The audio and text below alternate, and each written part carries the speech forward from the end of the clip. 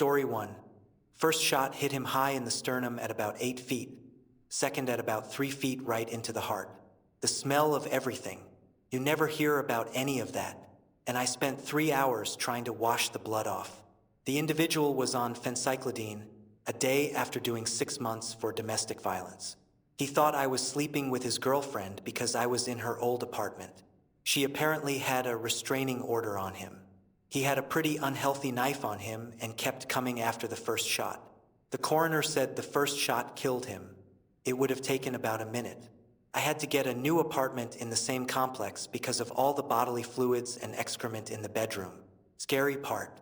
A friend who had done a tour in Vietnam told me, "The first one is either the hardest one or the easiest one.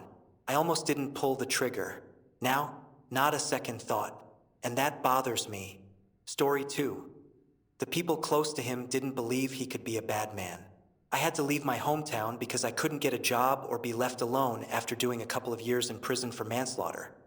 Didn't have $150,000 for lawyers.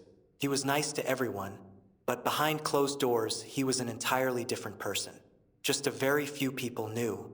He abused my mom and me mentally and physically for my entire childhood until one day, he actually tried to kill us, but I got him first. I don't know why that day he lost it worse than any other time, and I wonder every day why. And now I have developed a bunch of mental and physical health problems. Story 3. At the age of 11, my mom's drunk boyfriend decided that this was the night he was going to kill her.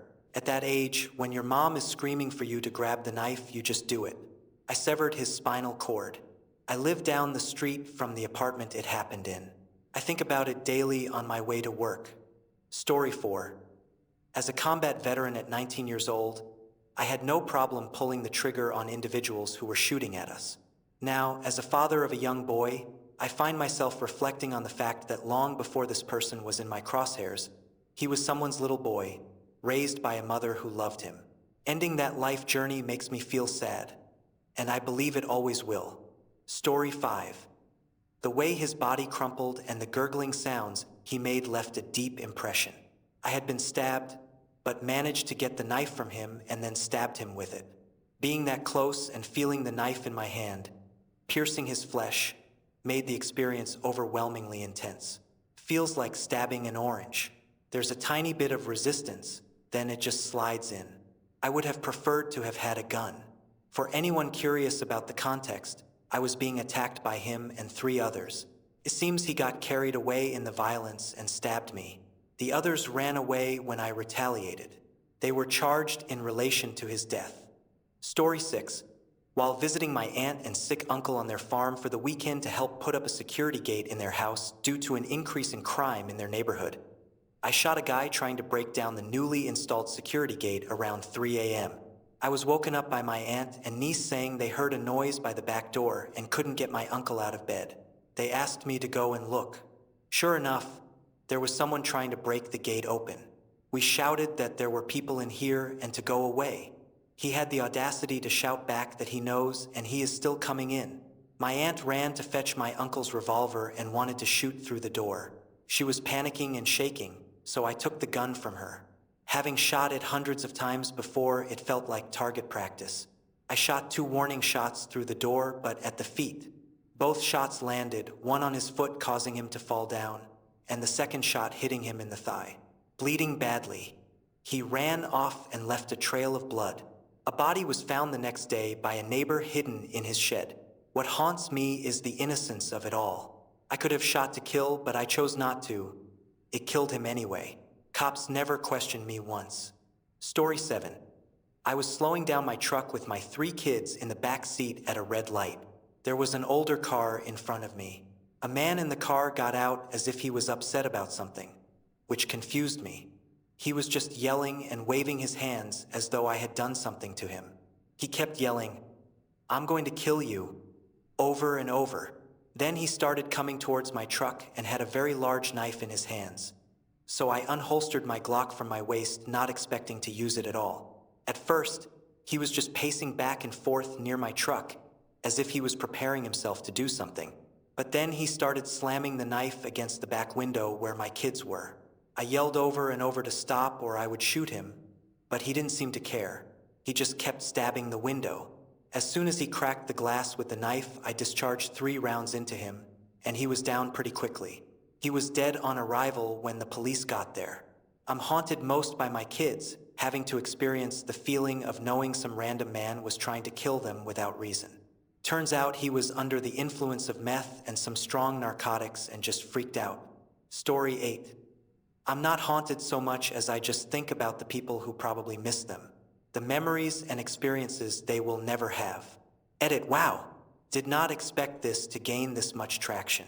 I pray you all are doing well. Story 9. Certainly, here is the corrected text optimized for Azure Text-to-Speak AI, something I can actually comment on. Our shop had been stolen from once. Dad caught them the second time.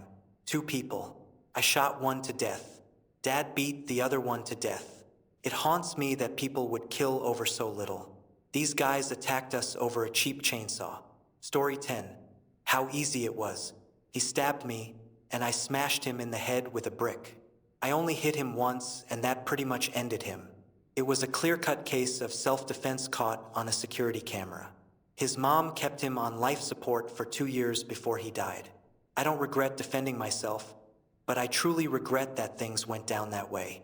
His mom didn't deserve to lose her son like that, even if he was a person of questionable character. Story 11. When I was in Afghanistan, there was an Afghani patrol being attacked by the Taliban. I called in a helicopter gunship that was in the area. The Afghanis brought all the body parts back in the bed of a truck to show off what happened. I never wanted to see that. Story 12. During an uneventful evening, I got slashed badly at the belly by one of 2 guys trying to jump me. I was 20 kilograms lighter, at 65 kilograms, 15 years younger, and didn't know any better. That was the first time I experienced having my consciousness fade in and out, mostly due to blood loss. I was shouting at the top of my lungs while trying to fight them off. Adrenaline kicked in early so I could barely feel the pain, but the sensation of something slowly gushing out of somewhere it shouldn't terrified me.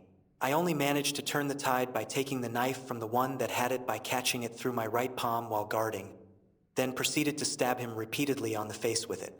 The other perpetrator made a run for it as 2 guys walking by noticed us and decided to rush in to help. I was crying at this point, thinking I'd die that night. I didn't fall into a coma, but I was out for 3 whole days as soon as I felt that I was on a stretcher. I woke up with a lot of stitches and concerned faces. Everything hurt and I had heavy bruising all around my noodle arms. That was also when I found out that the police were at least able to catch the other guy since he's been a repeat offender. With him being thrown straight into jail, I couldn't care less what happened to him from then on, even less for the guy I just killed. It stays with me still because I had body dysmorphia at the time and having those injuries made it worse.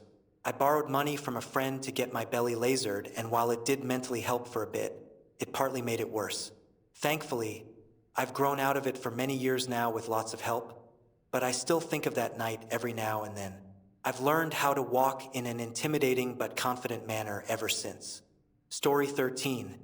It is not neat and tidy, like it is in the movies where everybody has swift moves to hit the right spots. It is a long, drawn-out process with pleading and begging, but eventually you realize if they won't stop, the situation has to stop. The sounds of the bitter end will be with me forever. Story 14. About 15 years ago, I stopped by a small mom-and-pop grocery store in a very small town in which I lived. I put a few things on the counter and asked for a pack of smokes, breaking a $50 bill. As I exited the store, I sensed someone behind me and held the door open. I was walking down the sidewalk a few steps from the door when someone pushed me from behind. I turned around to see a man with a .357 Magnum in my face. He demanded the money. As I was getting it out of my pocket, he urged me to hurry up or die, and I heard the click of the hammer being pulled back to the ready-to-fire position. There was no time to formulate a game plan. My right arm came up and my hand pushed up on the underside of the barrel to push it out of my face. I have no idea what I would have done next. I didn't have to worry about it. The robber's finger was on the trigger when I pushed the gun away. The gun fired, and the bullet hit him in the forehead to one side. As he went down, I remember the hair attached to the top of his head hitting the tin on the side of the building and just sliding down. I just backed up a few steps and froze. As it turned out, he had put his grocery items on the counter without paying for them and followed me outside to rob me. I found out later that he had 4 times the amount of money in his pocket than the groceries would have cost him. Of course, I went to jail for the night but was released the next afternoon on a signature bond. There were 4 witnesses outside the store and lifelong residents of the area. It didn't take long for the detectives to conduct their interviews. My story, as well as the witnesses' stories, who were interviewed separately, were all practically identical. Almost a month later, I appeared on my court date prepared to represent myself or ask for a court-appointed lawyer. The witnesses were there for support, as well as a state attorney, the detectives, and a few other suit-and-tie people. I have no idea who they were. This hearing was held in the judge's closed chambers. Long story short, it was recommended that the case be ruled self-defense and all charges be dropped. The judge said the court would recess for 1 hour, and he asked me if I had anything to say to aid in my defense. I struggled to find some words, and when I did, I simply told the judge that I did not kill that man. His wrongful decision to rob me instead of spending his own money is what killed him. That is why my plea would stand as not guilty if these proceedings continued. The case was dismissed. I didn't lose any sleep over the robber. I wish it never happened. But the only thing that still haunts me is the hair sliding down the side of the store building. Story 15. That my husband could not pull the trigger. When his heart disease worsened, his physical abilities lessened. He swore to always protect me. When home invaders struck, I grabbed his gun and shot one standing in the bedroom doorway, 2 to the chest, as my husband taught me. The others managed to escape but were caught later on. My husband passed away a few weeks later. Story 16.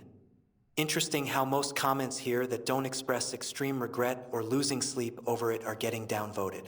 If we are to accept the premise of the question, it stands that a lot of the answers will not have regret. If it was truly self-defense, there was no other option. I don't think most people would regret saving their own life. Story 17. Maybe I'm just messed up, but honestly, nothing. You broke into my house where me and my family stay? No, it isn't going to happen like that. Any person willing to harm another person's family for money is one of the lowest of the low. Story 18. Nothing at all. I am not psycho, I just have a healthy respect for my life and the lives of those I love, and a healthy disrespect for those who might harm myself or those that I love. When I was much younger, I lived in a kind of dreary apartment complex. I had a 12-gauge shotgun, a riot gun, think like Sarah Connor's in Terminator 2. It had a pistol grip and a shortened barrel. It was always under my bed. The bed was part of a sectional, so there was just enough room to slide the gun under there. My roommate had just moved out a few days before, but I let him keep his truck in our covered parking spot. A few days prior, he had been delivering to an apartment complex right by ours. He told the guy no, the guy threatened him, so he put the pizza down and defended himself vigorously against the punk, who was stoned according to my roommate. Well, it turned out the punk was associated with a gang and told some newcomers to the gang to target him. Took a few days and they realized his truck was in the complex next door. It was distinctive. So, I got home from working overnight. I had a class in a few hours and had just laid down. Suddenly someone kicks in my door. I grabbed the shotgun and opened my bedroom door. 3 individuals were entering my apartment with handguns. So I shot. The first blast struck the one in front. The second hit one of the others and badly wounded the third. He turned and headed down the stairs. Now, 2 police officers lived next door. They were getting ready for work and heard my door being kicked in. By the time they were on our shared landing, I had shot both times. They saw the third guy, injured and fleeing, heading down the stairs. They yelled at him to drop his gun. He turned, raising his gun, and they shot him once each. I was questioned, but not detained. They took my shotgun, but it was later returned to me. The neighbors later told me that all 3 were wanted for armed robberies, in which 2 clerks were shot. One died, the other was in a serious condition. He lived, but not a good life due to his injuries. 2, maybe all 3, this is some 40 years ago, were wanted for assaulting a 15-year-old girl. They were all carrying stolen handguns that had been used in several violent crimes where the guns had been fired, and a bullet was recovered. They did not think these three committed all of those crimes, but they were reprehensible individuals. I have never lost a moment of peace over this. They were violent individuals. Violent individuals need to be stopped. They were willing to kill my former roommate because a gang member higher up lost an insignificant fight over a pizza. These guys were despicable. I do not think of the incidents I have described either. If it is self-defense and you warrant that lethal force should be a viable tactic, then it better, by all that is, just be warranted. It should be your last resort. Had they not had guns, I would have detained them until the neighbors came over or held them and called the police. Had they never come to my apartment, I would have done nothing. But they did, and they came with lethal intent. What would you have done?